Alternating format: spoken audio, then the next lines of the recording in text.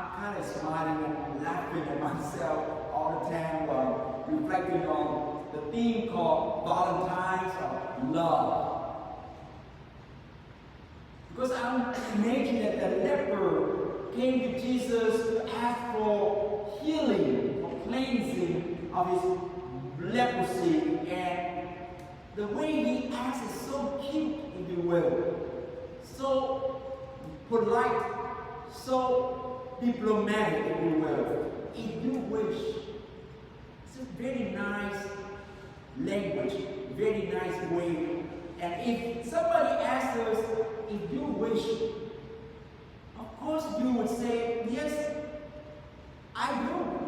I want you to be a better person. I want to give you what you're asking for. And after he was cleansed, even though Jesus said that don't tell anybody, and of course he didn't tell anybody, he just proclaimed the good news. He just told people what happened to him. And so I feel like for a long time that you two, husband and wife, misunderstood each other and somehow didn't forgive each other enough. And then one day you ask your spouse and say, if you wish, you can forgive me. If you wish, you can let it go. If you wish, you can touch me and heal me. And he or she said, yes, I do. Please help me.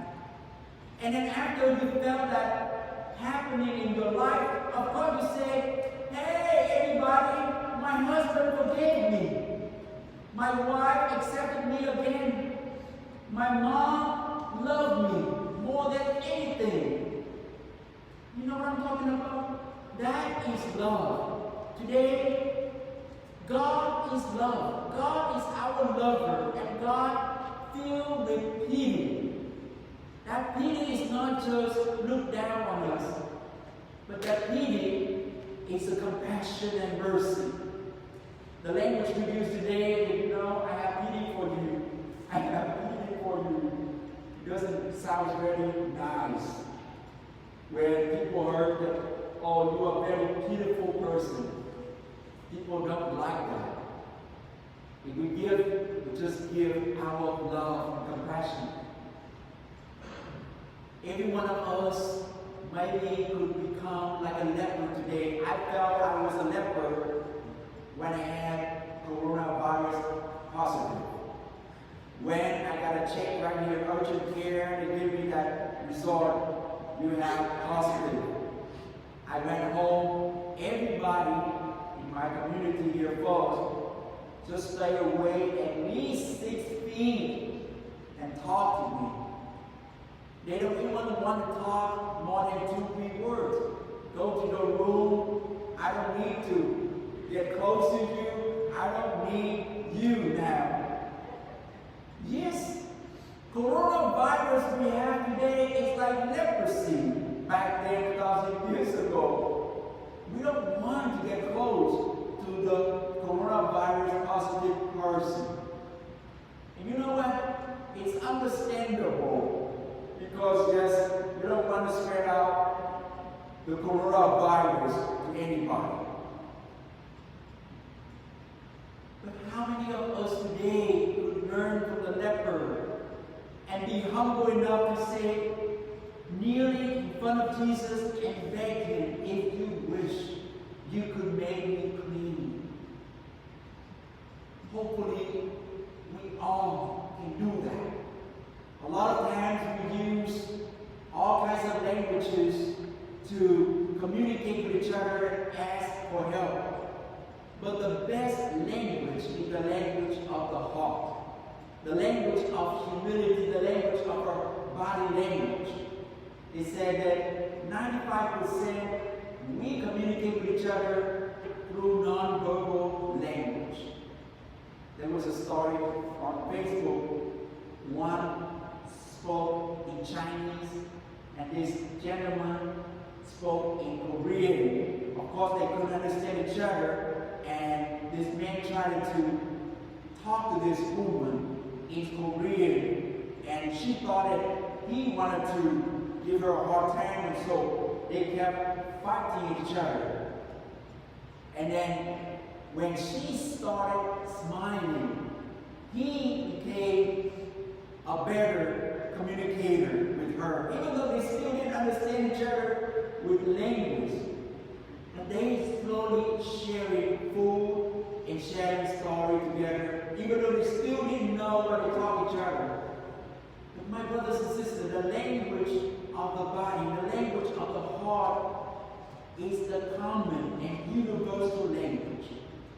When you are beautiful in your peaceful heart and mind, then the person next to you could feel it. And so today, I encourage you, communicate with each other that language.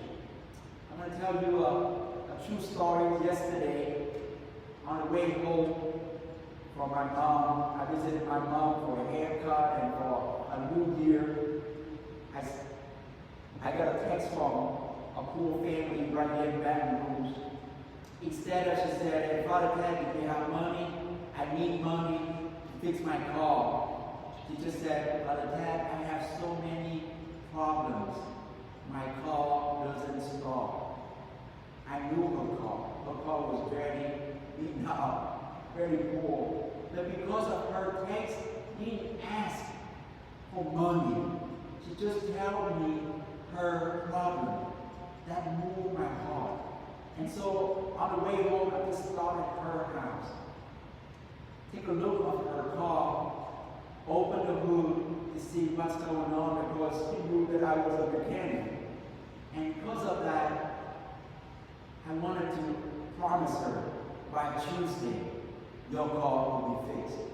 Now, I hope I can do it. But I felt like it's not that too bad. They put a lot of money in that car to fix that up. That nicer car got stolen. And now they left a very bad car in a garage there. And so I felt like I can do it. And they said that if you do everything out of love, everything will be okay.